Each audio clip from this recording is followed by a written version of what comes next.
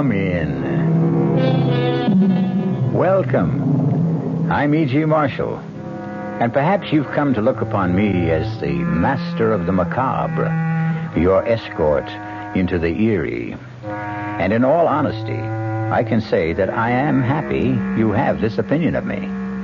I'll admit to an affinity for tales of the supernatural, and even a sneaking fondness for ghosts. Some ghosts, that is. I cannot say that I have liked every ghost I have met, because in my experience, there can be some very unpleasant ghosts. Our mystery drama, Voices of Death, was written especially for the Mystery Theater by Murray Burnett and stars Mandel Kramer and Ralph Bell. It is sponsored in part by Sign-Off, the Sinus Medicines, and Anheuser-Busch Incorporated, brewers of Budweiser.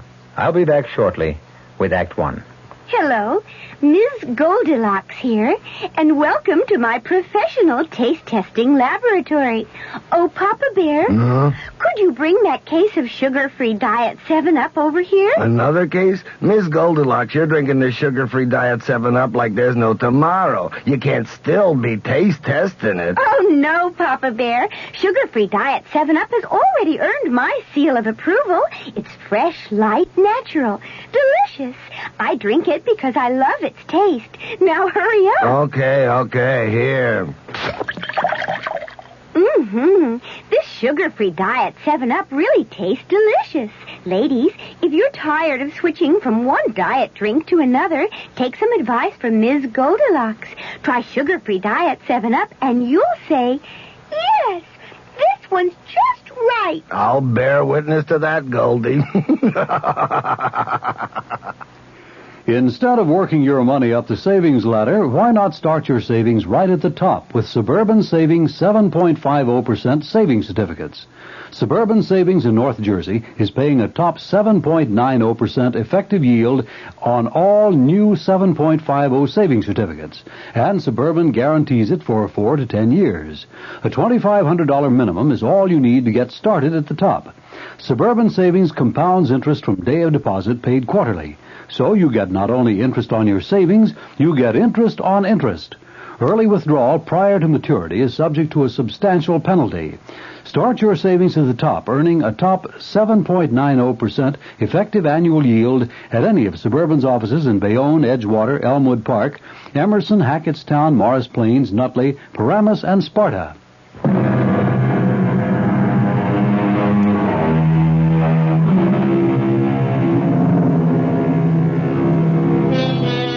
There are many stories about faceless voices that speak to lonely people. Voices that come from nowhere, that threaten, cajole, terrify, or madden the mortals who hear them. Our story is about such a voice, but it is a voice that has a face, the face of a dead man. Most of us know what to expect when we turn on a television set. But the last thing Jason Phillips expected was to have the face of a dead man appear on his television tube. How did the face of Peter Truro get on my TV screen? Peter, I'm sure if you were alive, you'd understand why yours is the last face I'd want to look at. So forgive me for switching stations. What is this, Peter again? I'll try another channel. On every channel? Peter Truro? That's ridiculous. And no sound. What's wrong with the sound? Nothing, Jason. What? This isn't the normal way to return. Well, I'm seeing things. And hearing them. Peter Truro is dead and buried. He couldn't be talking to me from my TV screen. Everything happened so suddenly with Peter and Claire and that lousy Linville. Put the TV back on. Relax, Jason. I'm not a delusion. I realize that my talking to you this way must be quite a shock, but you're really seeing and talking with Peter Truro. Oh, sure. Peter Truro, who's been dead and cremated for 10 days. The body, yes, Jason, but nothing else. Now, just as soon as we complete our business, you'll be rid of me, and you'll be happy. You keep talking about business. What kind of business can we have? You're going to do a little job for me, Jason. You're going to kill my wife. There's absolutely no point in your turning off the television, Jason. You're a fraud, Peter. I don't know how you got into my set, but you're a fraud. Come on now. You're not going to claim that you're still upset because, after all, I am a ghost? Well, of course. It's a perfectly natural occurrence, isn't it? Everyone who watches television sooner or later finds himself face to face and talking with a ghost every time he turns on his set. Well, what you're really telling me is that you're afraid I'm not a ghost at all, but a figment of your imagination. And you find that strange. You don't think that that's enough to upset me? Of course it is, Jason. Like Hamlet, you're wondering about your brain. Yes, I am. Well, I can take that worry off your shoulders. How? Suppose Claire comes to see you. Claire? What would she want? An attack of conscience, guilt, whatever you may want to call it. But, Jason, I will make Claire visit you, and then we will talk again.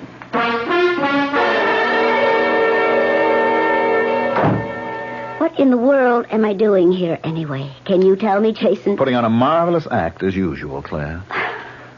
Why do I feel cold? Why do I have this feeling that Peter's watching? Which question would you like me to answer? Do you believe in ghosts? Of course not. Well, you sound so sure. So very. And you're not. I remember how you used to make fun of the whole spiritual scene. I said it was impossible. Claire, why this discussion? What made you phone me and come here to talk about... I've been having dreams. Dreams? Well, I'm no psychiatrist. Yes, dreams about Peter. He keeps telling me to come to you and explain about... Well, you know, how you lost the part in the play, and I'm not making very much sense, am I? No, you're not. I don't know why you came here, but I know damn well you'd better leave.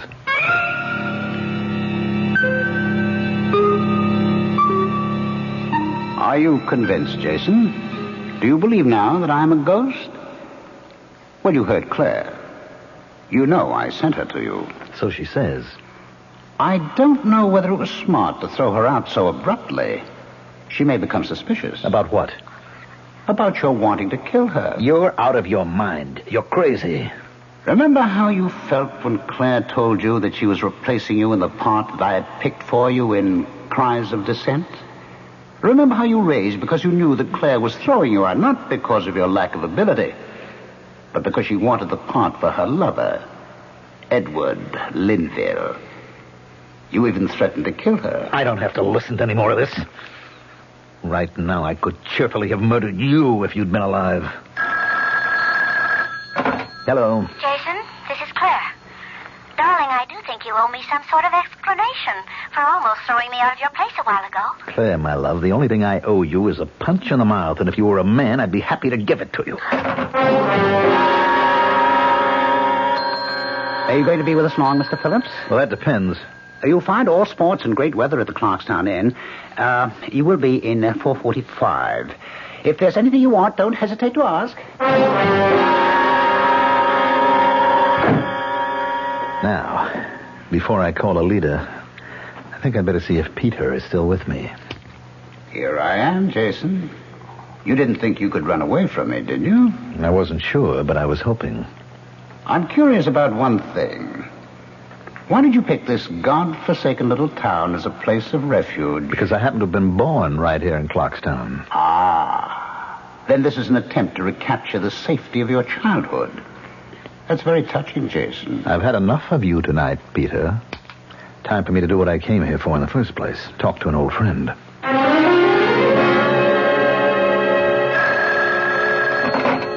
Hello? Alida, what a delight to hear your voice after all these years. And it is a pleasure to hear yours, Jason. Oh, Alida, you're too much. After all these years, you hear me say your name and immediately you know my voice. It is a distinctive voice, Jason. Are you calling from New York? No, I'm at the inn right here in Clarkstown. Matter of fact, I came here just to see you. How nice. But, Jason, there's been a lot of years since we last spoke. And right now it's almost past my bedtime. How about breakfast with me tomorrow?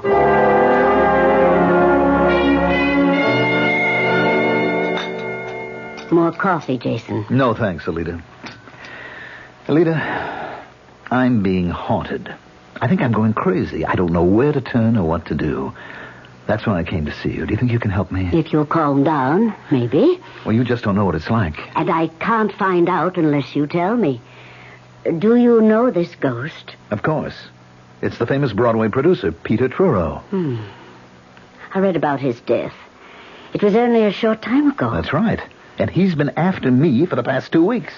How does this haunting manifest itself? Through television. Every time I turn on a TV set, it's Peter's face that appears. I can't get any other programs, just Peter Truro. What does he say to you? Well, that's what's got me scared. He's asking me to kill his wife. What frightened you, Alita? Why? Well, Jason, as I remember you, when you were a boy, you were not particularly psychic or even sympathetic to psychic phenomena. That's right. In order to help you, I must find out why the ghost of Peter Truro chose you as his instrument in the first place. Can you? I can try. But not this morning. Can you come back tonight for another seance? Like the one you remembered as a boy? That's why I came. I'll be here, Alita.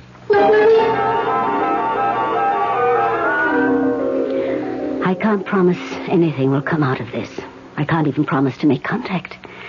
But if I do, you will have to keep absolutely quiet. Understand? Yes, I do. All right. Now, hold my hands. Tighter. Yes, that's it. The light is too bright. It hurts my eyes. I can't see. Better, yes. That's better. Now, I see.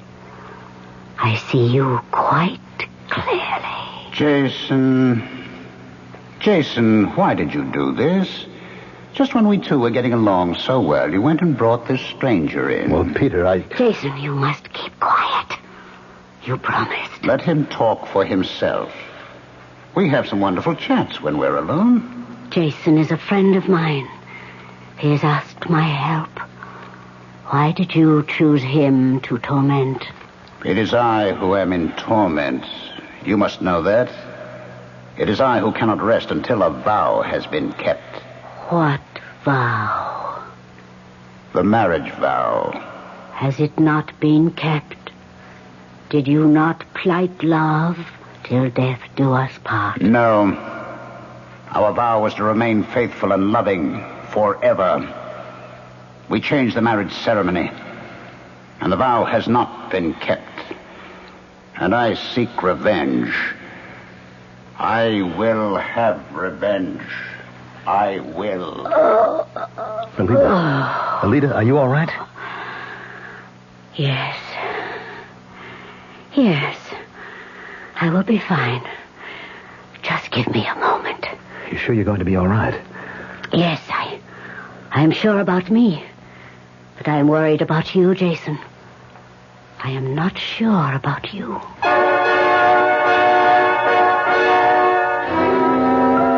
Ghosts are very much like UFOs. People say they don't exist.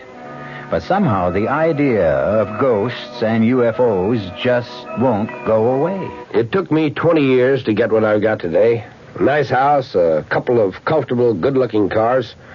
Then along came all the concern about miles per gallon. They say one of my cars ought to be a small car. I say, okay, show me a small car that's good enough to make a big car guy like me happy.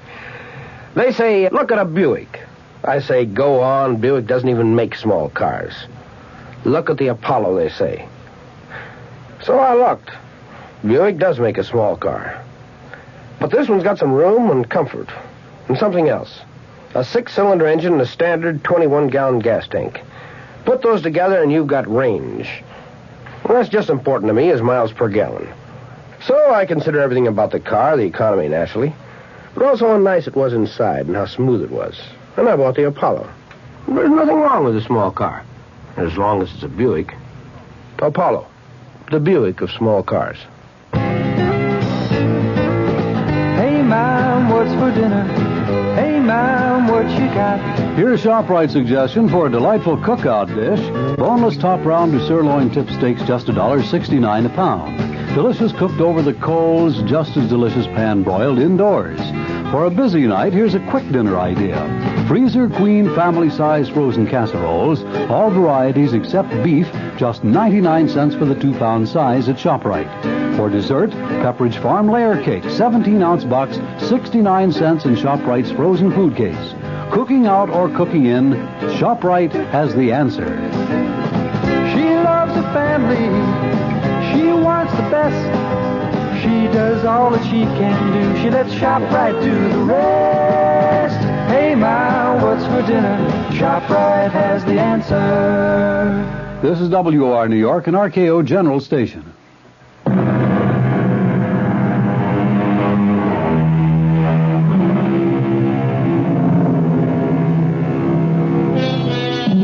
The question of whether ghosts can have anything to do with dreams is one that has occupied the thoughts of psychics since people first began to talk about ghosts. Jason Phillips was haunted by a ghost, not in his dreams, but one who took over his TV set.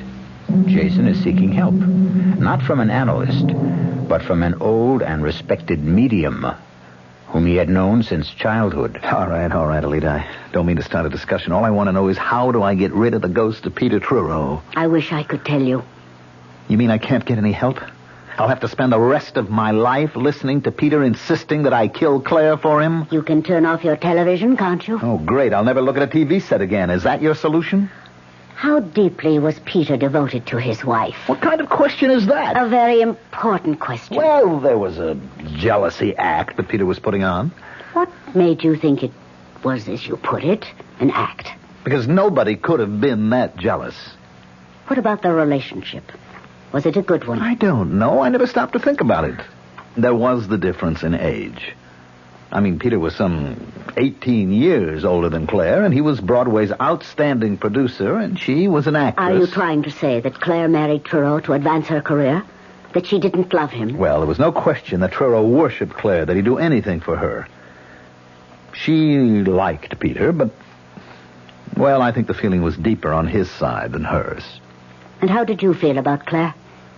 Alita, I don't see the point of all this. Ghosts do not choose people to haunt unless by design. In order even to begin to help you, we must try to find out why Peter Truro chose you as an instrument for his vengeance.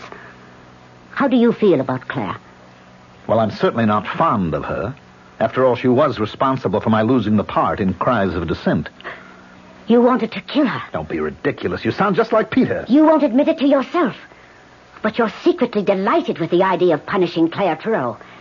And there is no way you can get rid of Peter Truro until you do. Welcome home, Jason. So nice to be back with you. Cut it, Peter. I liked your friend Alita. Oh, I'm glad.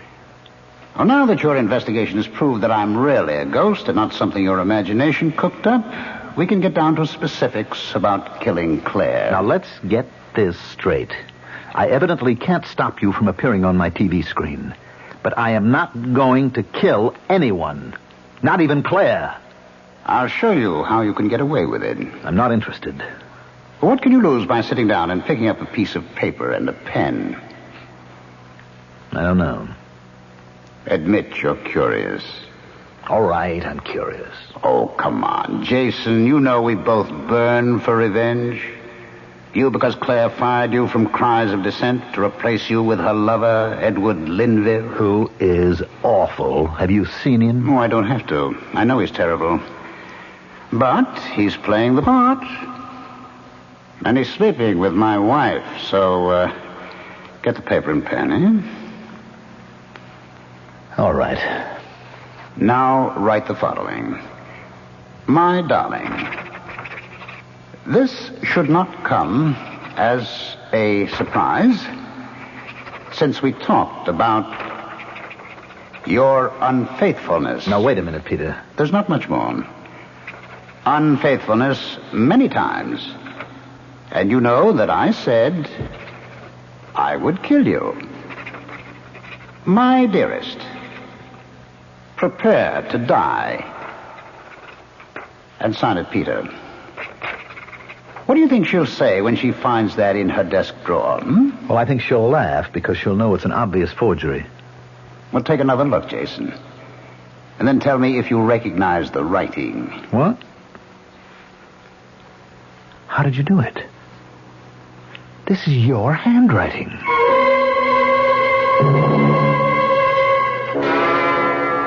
Please, Edward, don't make me look again. Darling, you must. This thing has gone too far for you to give in to it now. Now, please open the drawer.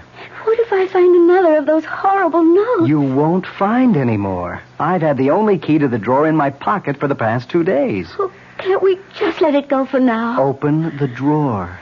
Now, here's the key, darling. What was it? Another note. Another one. Well, that's impossible. Let me see. No, don't. It's impossible, you said. Impossible. All right, Edward, read what it says. Read it. And tell me it's impossible. I think we should go to the police. And tell them what? That you're getting notes from a dead man? Well, haven't you been telling me all along that was impossible? Of course I have. Then we can go to the police and tell them that some vicious practical joker's blackmailing me. He hasn't asked for anything. Oh, he's building up to it. I know he's building up to it. Who is he? That's the big question. Who is doing this and how? I'll swear that the notes are in Peter's handwriting, and any handwriting expert will swear to the same thing. Then maybe we should ask the police to begin looking for a master forger? I thought you said we shouldn't go to the police. Well, I have an idea. Now, it may be crazy, and I don't know whether or not it'll help, but it's an idea. I'll do anything to stop this nonsense. Well, maybe we should find a spiritualist and have a consultation. Who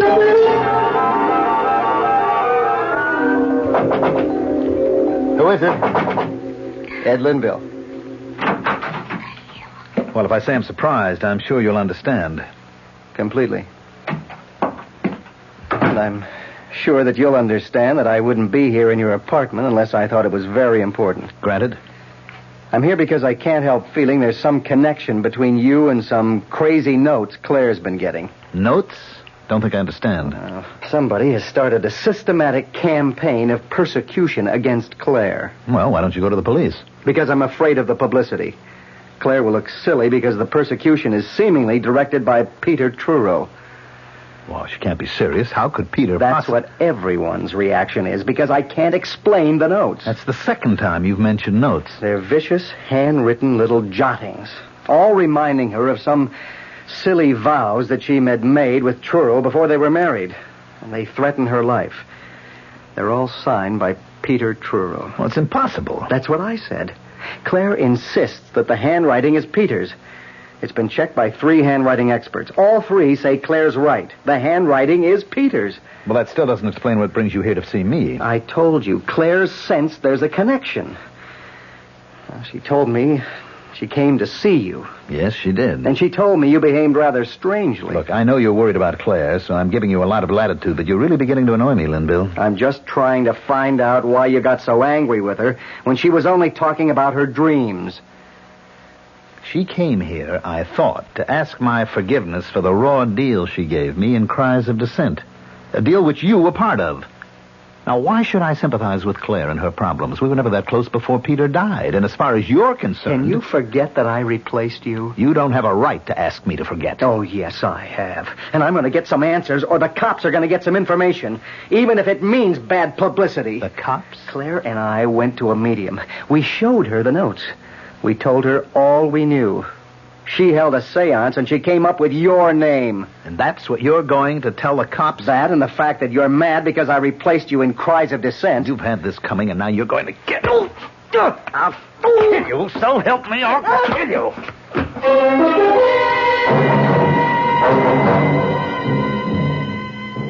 So, Jason, we made quite a spectacle of ourselves with Edward Linville, didn't we? How did that medium get my name? She must have been extraordinarily perceptive. You know that it was a she. You're in on this. Oh, really, Jason? You're becoming paranoid. Since I'm obviously depending on you to kill Claire for me, it would be extraordinarily stupid for me to have you suspected even before the crime. Nobody is going to be suspected because there isn't going to be any crime. Oh, your adrenaline's still working overtime because of that scrap with Linville. When you calm down, you'll realize what a fool you're making of yourself. No need to remind me. I realized that the minute Linville said he'd been given my name. What story can Linville take to the police? He can accuse me of writing poison pen letters to Claire. He can? On what evidence? The word of a medium?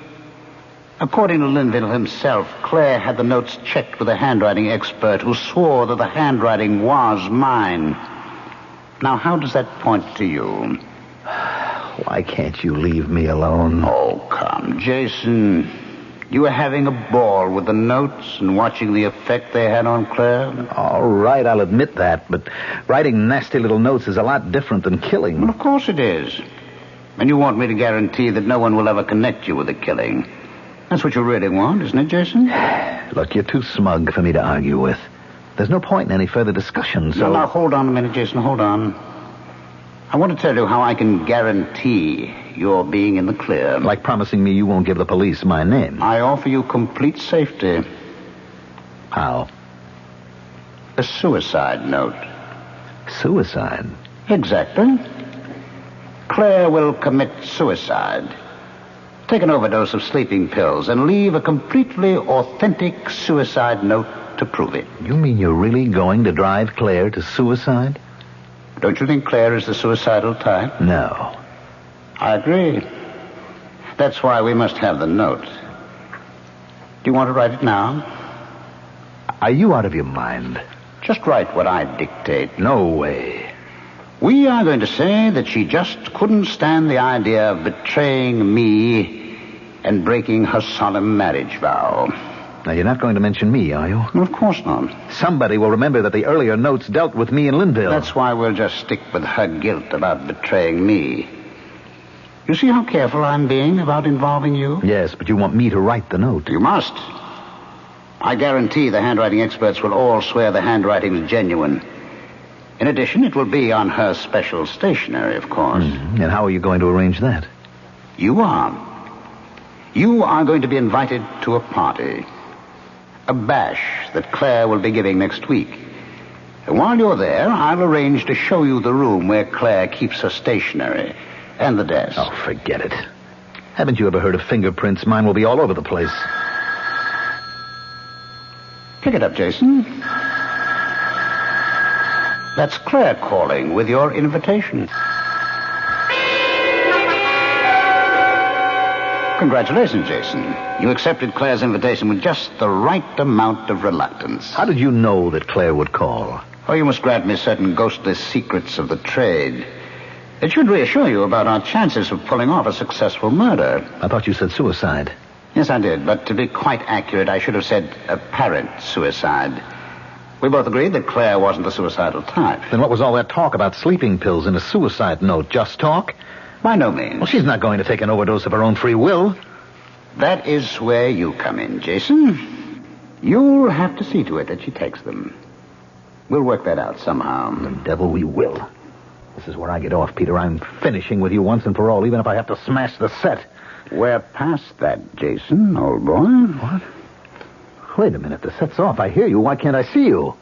Of course the set is off, Jason. But now we have such a close relationship that I don't have to depend on a mechanical device to communicate with you.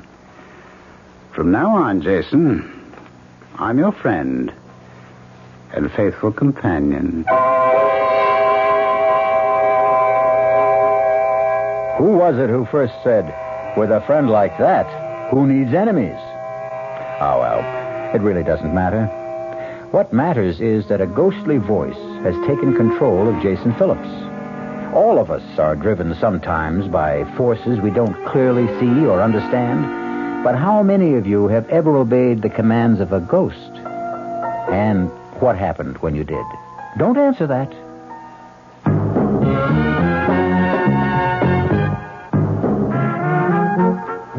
Some beer drinkers have funny ideas about beer. They think beer improves with age, like wine. Well, find a brewmaster, though. You'll find a beer drinker who knows better. The Budweiser brewmaster says it all depends on how beer is aged. Just letting beer sit in lagering tanks makes it older, not necessarily better. That even goes for keeping a case around the house for a couple of months. But there is one kind of aging that's good for beer.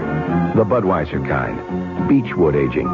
In this kind of aging, something happens. It lets all the flavor of the choicest hops and best barley malt that go into Budweiser get through to you. Sure, it takes more time and trouble to brew Budweiser that way, but brewing beer right does make a difference.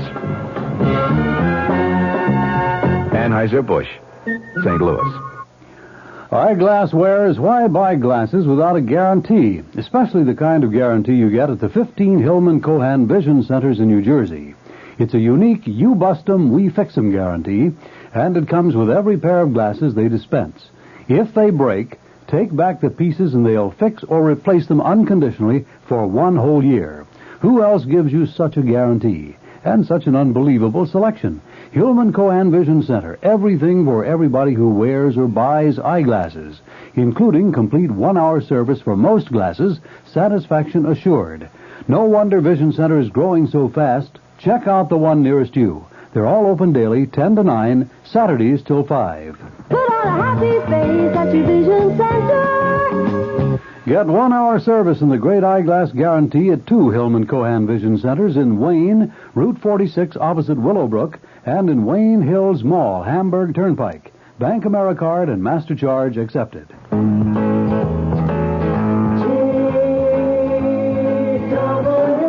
When you have to make a lot of short business flights, there's not much glamour left to it. All you want is to get there on time as conveniently and comfortably as possible. That's why TWA developed Ambassador Express. If you're a little late getting to the airport, you can get your ticket right in the gate area. Then you can carry your suitcase on board with you because TWA has big carry-on luggage compartments on more planes than any other airline. In coach, the TWA twin seat lets you fold down the middle seat if nobody's there and sit a comfortable 2 across instead of 3. And we've set up our schedules with convenient return flights, so you can usually fly out in the morning and back home again that same evening. TWA's Ambassador Express. It's a business-like approach to flying on business. TWA has 44 Ambassador Express non-city, Pittsburgh, and Indianapolis every business day. Call your travel agent or TWA.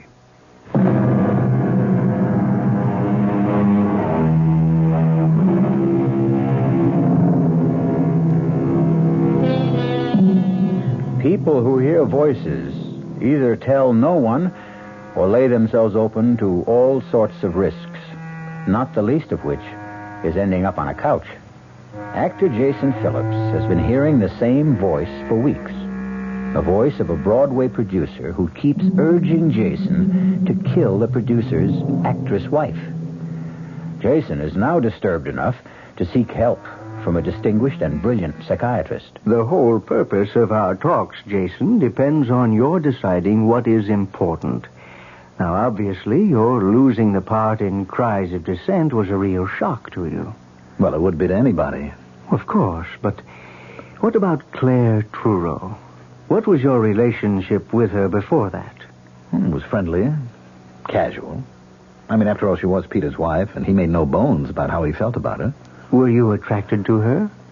She's a very good-looking woman. That's not what I asked. Oh, I guess maybe, but nothing earth-shaking. And how did she feel about you? I don't know. I think it might be wise if you could recreate the day she told you she was replacing you in Cries of Dissent.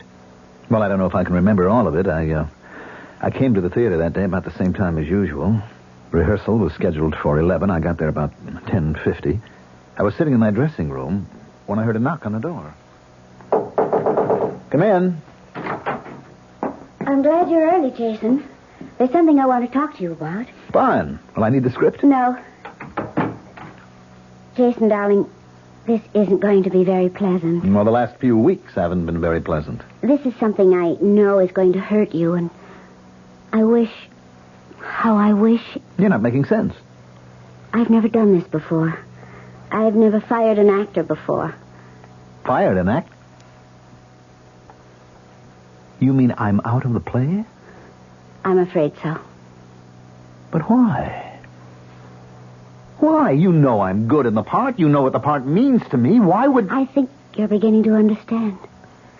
Believe me, Jason, Does Linville mean that much to you?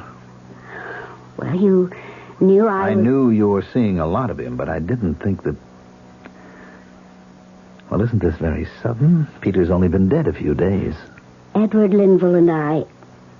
Well, we go back a long way. Claire, I don't want to hear any stories of old love affairs. It's not going to make me feel any differently about the kind of deal you're giving me. I don't suppose I could expect you to feel any other way. Come off it, Claire. You cut my heart out and you want to be forgiven? You'll get your full salary for the run of the I play. don't need it. I'll take my 2 weeks' notice. I'll be in touch with your agent. Goodbye, Jason. And that's about the way it was, Doctor. Oh, a traumatic experience. It has left a deep scar. Well, I knew that before I came to you. Now, help me. Well, the help must come from within you. You don't believe in this ghost of mine. Do you? We keep going around in circles, Doctor. Not quite. The first day you came to me, you wanted to know whether or not you could actually hear a voice and be perfectly sane. You remember I gave you an answer. Yes, you said it was possible. And then? Then I told you the voice I heard belonged to a dead man and asked if you believed in ghosts. And do you remember my answer? Yes, you said, for some people, ghosts are a way of life. That's right. Doesn't that apply to you? No, and I don't know anyone it does apply to. Doctor, if you're trying to confuse me, you're doing a great job. I'm trying to lead you to a conclusion. You'd only kill someone who did you harm? Does that seem so strange? Someone like Claire Truro? Well, there you go again, Doctor, trying to prove something. Prove what? That I'd really like to kill Claire. Wouldn't you? Yes. Yes, I would. I'd like to get my hands around her throat. Yes, I want to kill her. What in the world have you done, Jason? Made a purchase, Peter. A mannequin. Don't you recognize her? Should I? Well, she's a lady very close to your heart. To me, she just looks like any other window dummy they use in dress shops. Ah, but this one is different, Peter. Don't you recognize your beloved wife, Claire? What kind of foolishness is this? Expensive, made-to-order therapy for a man who talks to ghosts. A ghost who wants him to kill his wife. Now, I prop Claire up here in the corner of this couch, and I hit her. And I hit her again, and again, and again. You feel better? Much better, Peter. You see, I'm willing to admit to you now that I am aggressive towards Claire, and I would like to see her dead. That is progress. That's what my doctor says. Now that I've admitted the terrible thought and acknowledged it, I can get rid of my aggression. By hitting that department store dummy on the head? You go ahead and laugh. But it's going to work. Jason, over here. Oh, great party, Claire. Thank you, Jason. I want you and Edward to shake hands right here now. Of course. Go on, Edward. Go on, shake hands. Well, I think I made a fool of myself, Jason. Well, you don't have a monopoly on foolishness. I kind of lost my head, too. Well, it's all over now. And even though Edward said I shouldn't, I have to ask a favor, Jason. Go right ahead. Well, you know that little church around the corner from your apartment? You mean St. Anthony's? That's it. They have a theatrical about this time every year, and I've known Father Kinsolving for years and years, and... Well, I always donate some costumes, and I was wondering if you'd be kind enough to drop them off for me. No trouble at all. I'd be happy to. You see, Edward, what you called my silly brainstorm turned out to be not such a bad idea at all. Welcome home, Jason. Did you enjoy the party? Matter of fact, I had a ball. I see you have the clothes with which you can dress that ridiculous dummy, so it looks even more like Claire. These are costumes that I have to give to St. Anthony's. Well, try one of them on the dummy. You'll find it will make your therapy more effective. Go on. I like that blue dress. Wait a minute. Did you have anything to do with this? Of course, I put the idea into Claire's head of asking you to deliver the costumes. I think it's going to please me to see a more lifelike Claire in your living room and give you a good deal more of satisfaction. All right, Doctor, I'll admit I do feel better. But all that pummeling and smashing at the model of Claire hasn't stopped me from hearing Peter's voice. Do you also see him? Only when I turn on the TV. I don't bother with that anymore. But I am still confused. You and I have these long conversations and... You were about to say? Well, I don't know. There are too many things that can't be explained away because of my aggressiveness. Those notes and the fact that they were judged to be in Peter's handwriting. Which you've often seen enough on checks and letters. I'm not that good a forger. All right, Jason. What is the alternative? I don't understand. We've come a long way since you first came here. Let's assume that you didn't forge the notes. You know who wrote them, but someone else dictated them. And the same person guided your hand. Now, who could that person possibly be? I've been telling you, the ghost of Peter Truro. And this same ghost influenced his wife to give you costumes to deliver to a church for a theatrical. He says he did. This, then, is the alternative you must face. That there is a ghost. That he is the ghost of Peter Truro, and that he is haunting you. And that I believe in that ghost? Don't you? I'm afraid I don't have any choice.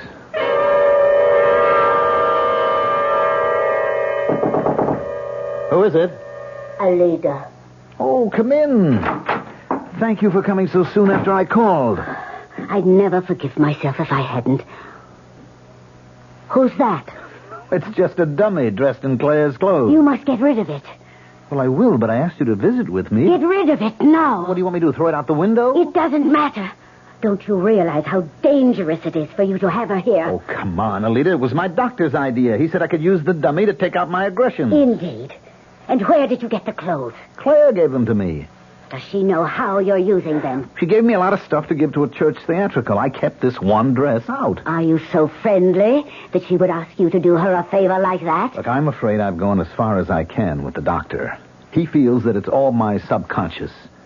My urge to kill Claire that accounts for everything. Your wish to kill Claire does not mean there are no ghosts. There is evil all around you. Either you or Claire must leave New York. I don't see how running away will get rid of Peter. I'm not so much concerned now with your getting rid of Peter as I am with saving your life. You really mean that, don't you? You're really frightened. There was only one other time in my life when I've been this frightened. When was that? No. Now, Jason, please come away with me. Come back with me to Clarkstown until... Until? Until the restless thirst for revenge has left the ghost of Peter Truro.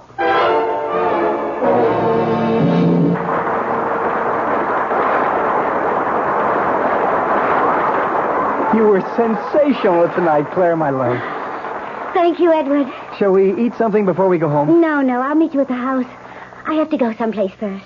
Oh, very mysterious. Well, it's important. You care to tell me? I'm afraid you disapprove. Well, if it's what I think it is, I certainly will do more than disapprove. Oh, be a darling and don't ask any questions. I'll tell you all about it when I get home. Now, Claire, I have to get this makeup off, and You're not going. Now, don't be silly, Edward.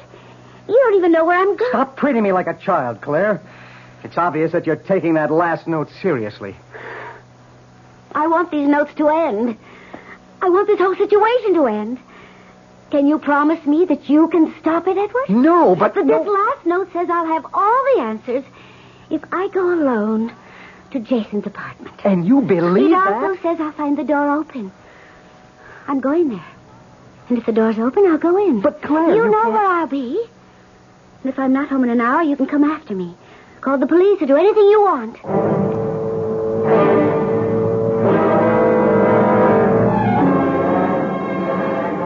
Oh, darn, I just remembered something, Alida. What? I left something important in the apartment. Oh, but Jason, our bus leaves in half an hour. You promised to go home with me. There's plenty of time. My apartment's only a short distance. I'll grab a cab, be back in plenty of time. Meet you at gate number 5. You're doing the right thing, Jason. I promise a stunning surprise awaits you in your apartment. And after tonight, it will be all over. Cab! You'll like what I've done with the mannequin, Jason. That's a promise.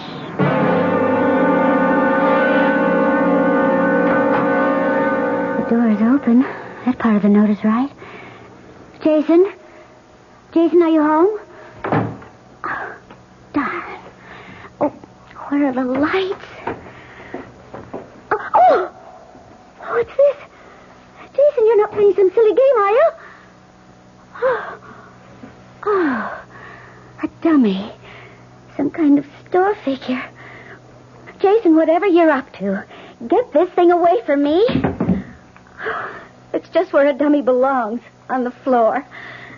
Jason, I'm too old to be afraid of the dark. I'll just sit and wait for you. And if you don't come soon, Edward will be here. I'm warning you. Oh, I thought mentioning Edward would do it. Switch on the light, Jason. Oh, Peter, this is what your surprise is. You've made the mannequin talk. Marvelous, Peter. Who are you talking to, Jason? Please turn on the light. Thank you, Peter. This is really wonderful. Perfect. Jason! Are you mad? And the throat feels like real flesh. My hands are closing around real flesh. I don't know how you did it, Peter. Jason, you're killing me. Jason, stop. That finishes you once and for all. Now, a little light. Clear. Clear. It's really clear. Of course, Jason. I've kept my promise, and you've done the job. Now you're rid of me forever. Goodbye, Jason. Claire. Claire, I've really killed you. No. No. Oh, no.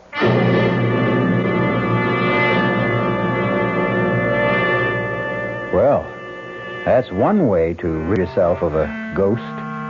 Jason Phillips was no longer haunted. However, I certainly don't recommend it, the rule. I do recommend, however, a more generous suspicion of disbelief. One tells you he's hearing voices he can't explain.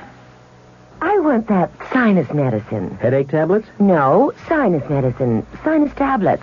Helps the headache and the pressure. Oh, you mean sign-off. Exactly. Headache pain is one thing. A sinus headache is something else. Sometimes your whole face can seem to throb with pain. You want relief. Take Sign-Off tablets. Sineoff.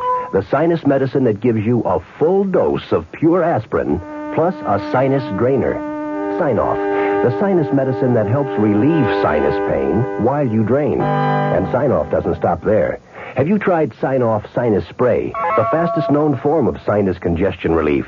It works in seconds. That's Sign-Off Sinus Spray. When sinus flares up, use Sign-Off tablets and spray only as directed. Sineoff. Sign-Off. Exactly. Sign-Off, the sinus medicines in the bright red box. And now, another story of the ball and chain, as Kellogg's Special K presents The Library. Welcome to the public library. May I help you, sir? Yes, I'd like to check out... Famous Laundromats of the World by Audrey Schnorbart. Sir, excuse me, but isn't that ball and chain you're wearing just like the ones they use in the Kellogg's Special K commercial? This ball and chain? Yes, that one. How are you going to get rid of it? Well, lots of good exercises, and by eating smart at every meal, starting with the Special K breakfast. Don't you have to watch your calories? Yes, and the Special K breakfast is less than 240 calories. Less than 240 calories? Right. A 1-ounce bowl of high-protein Special K, 4 ounces of skim milk, tomato juice, and coffee. It's really tasty, and it's going to help me get rid of this ball and chain. I'd say it's long overdue, get it? Your happy ending could begin with the Special K breakfast from Kellogg's. Commuting. We're big on that. Time is money in the business world. That's why Ozark offers commuter flights that get you there and back the same day. Don't ever let a few hundred miles stand between you and big business opportunities. If you're long on work but short on time, let Ozark make your day pay off. Commuting, we're big on that.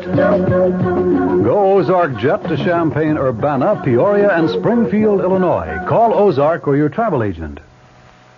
Our cast included Mandel Kramer, Ralph Bell, Evie Juster, and Bob Caliban. The entire production was under the direction of Hyman Brown. Radio Mystery Theater was sponsored in part by Buick Motor Division, the Kellogg Company, makers of Kellogg's Special K cereal, and new sugar-free Diet 7-Up.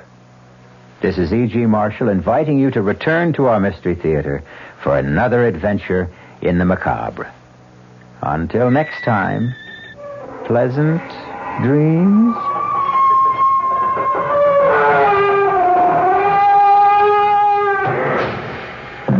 The WR Mystery Theater has been brought to you by ShopRite Supermarkets, where you get a lot more for a little less, and by Suburban Savings, with offices throughout North Jersey. The preceding Mystery Theater program is furnished by the CBS Radio Network.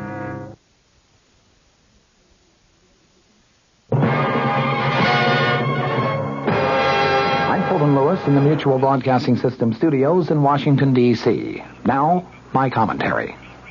Well, it's getting so you may need a program to follow the players. In the past few days, some Republican congressional leaders have called on President Nixon to step down from office rather than to face the impeachment process in the House of Representatives and perhaps later the Senate. Today, Democratic leaders said that President Nixon should not shortcut that impeachment process by resigning. They also added that Republicans who have been calling on him to resign are worried about their own future. The note in what appears to be a growing party consensus was sounded by participants in a high-level breakfast at which House Speaker Carl Albert was the host. Speaking with newsmen afterward, Albert reaffirmed his own opposition to resignation in shorter terms than he has yet used, saying it would be disastrous for the president to resign under political pressure. Albert added, if he is not guilty and those facts come out, he would be exonerated. But if he resigns and later it is shown that he was not guilty, it would result in irreparable harm to our country and our political system. Albert added that he is certain that the president is not going to resign. Meanwhile, Democratic National Committee Chairman Robert Strauss praised leaders of his party for what he called remarkable restraint in what obviously has to be an issue with partisan overtones. In contrast, he said, there is a terrible hue and cry by Republicans running for office around the country, trying to put great distance between themselves and President Nixon. For this reason, Strauss added, Democratic leaders have to step forward and express themselves, calling not for resignation, but calling instead for White House cooperation in making information available to speed the impeachment inquiry. Representative Thomas Tip O'Neill of Massachusetts, the House Democratic leader, said that he had one time publicly expressed the opinion that the president's resignation would be good for the country, but he said circumstances have now changed his mind. O'Neill said, I think now that Americans want all the facts to come out, not only for now, but for posterity and for history. Kentucky Governor Wendell Ford, the chairman of the Democratic Governors Conference, said that he has expressed no opinion on the impeachment process because he is seeking the Senate seat held by Republican Marlowe Cook, and so he might conceivably become a juror in the impeachment process. Ford said, Senator Cook and others who asked the president to resign create the impression that they are trying to put some distance between themselves and the president. Also attending today's breakfast were Senate Democrat leader Mike Mansfield of Montana and Senate Democrat Whip Robert Byrd of West Virginia, both of whom said yesterday that the president should not resign. Meanwhile, Senate Republican leader Hugh Scott also said today he opposes presidential resignation. Scott commented, I think our nation is strong enough to withstand the functioning of its own constitution. The Judiciary Committee met in closed session today for a background briefing on impeachment evidence and also to listen to White House tapes. And White House lawyer James St. Clair reportedly planned to present a document to the committee outlining the president's position on future subpoenas that the panel might consider issuing during its impeachment probe. The first order of business today at a committee session that has been scheduled for tomorrow morning is going to be a vote on whether to subpoena additional material from the White House. Exactly what material is not yet known. The morning session today was devoted to a briefing on impeachment evidence. This afternoon, the committee members listened to various White House tapes. Before going into this afternoon's session, California Republican Representative Charles Wiggins said that he understood presidential attorney St. Clair has a document for the committee bearing on the subpoena process. Wiggins said that he did not know what sort of argument St. Clair planned to present. California Democrat Representative Jerome Walde, the only committee member who had any comment when the meeting broke up for lunch, said, nothing we heard today has not been heard before by the public. Waldy said he understood the afternoon would be devoted to listening to tapes, starting with a recording of a June 20th, 1972 conversation that was held between the president and former White House Chief of Staff H.R. Haldeman.